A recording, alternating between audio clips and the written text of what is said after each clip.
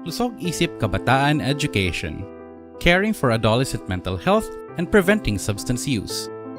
In the Philippines, 1 out of 10 Filipino young adults experience moderate to severe depression. Studies show that during the pandemic, many young people experienced stress, anxiety, and depression.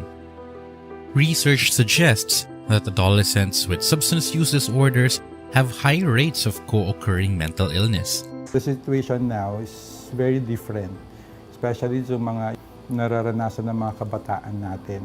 There's a lot of pressures, technology, grades, parents, friends, a lot of types of stress na na-experience ng mga kabataan natin.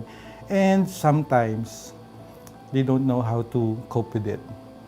And sometimes, ito yung scary part, that they engage into like vices, sigarilyo, alak.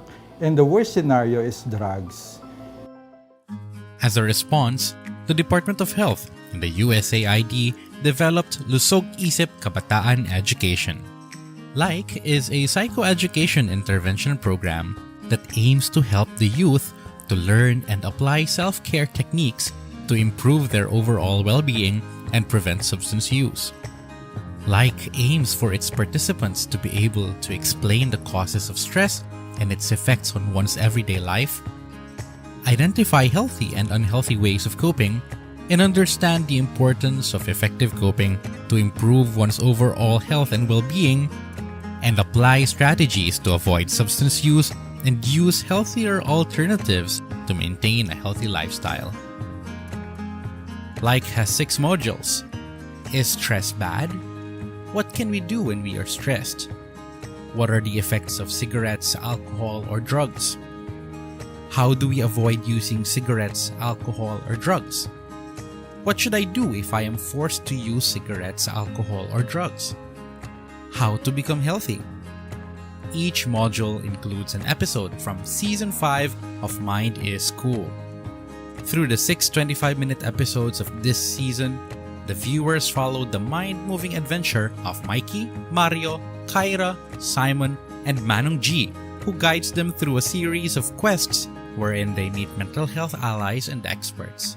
How about we tackle stress as our adventure for today? This is a special place where we can explain what happens to the human brain when we experience something like stress. The pilot run of the teacher-facilitated LIKE was conducted in Don Honorio Ventura State University, wherein teachers facilitated LIKE as part of Edukasyon sa Pagpapakatao subject for grades 7 to 10. In the pilot test, the grade 7 and 9 students were assigned under the treatment group, while the grade 8 and 10 students were put in the weight control group. The results of the pre-test and post-test show the treatment group had significant increase in knowledge, attitude against substance use, and adaptive coping compared to the results of the weight control group.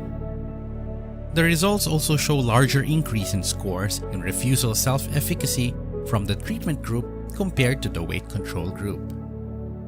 Personally po, nung napanood ko po yung mga LIKE projects, unang-una ko pong pumasok sa isip ko, nakaka-engage siya ng mga kabataang katulad ko.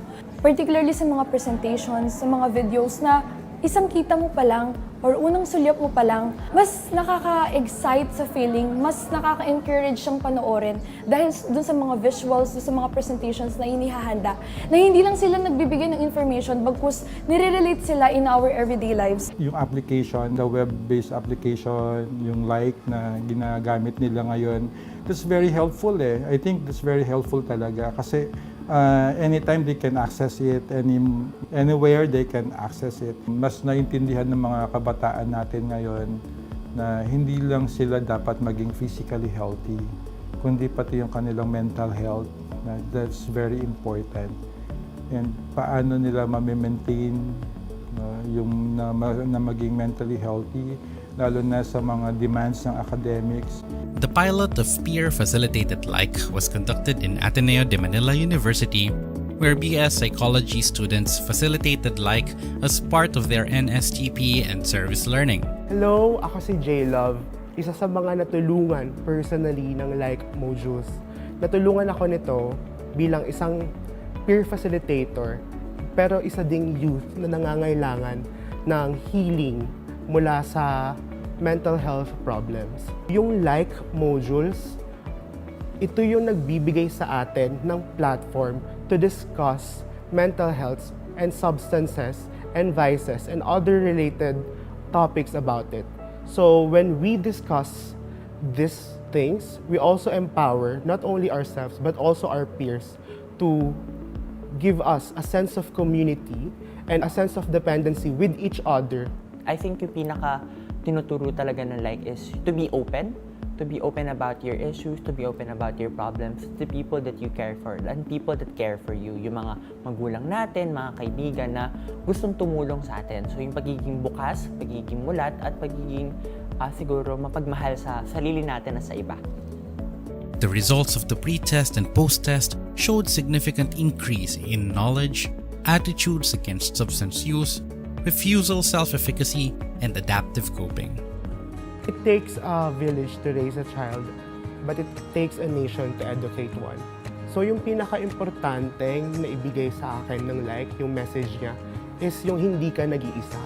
Kasi yung healing and yung paglaban sa sigarilyo, alak, droga ay very community-based.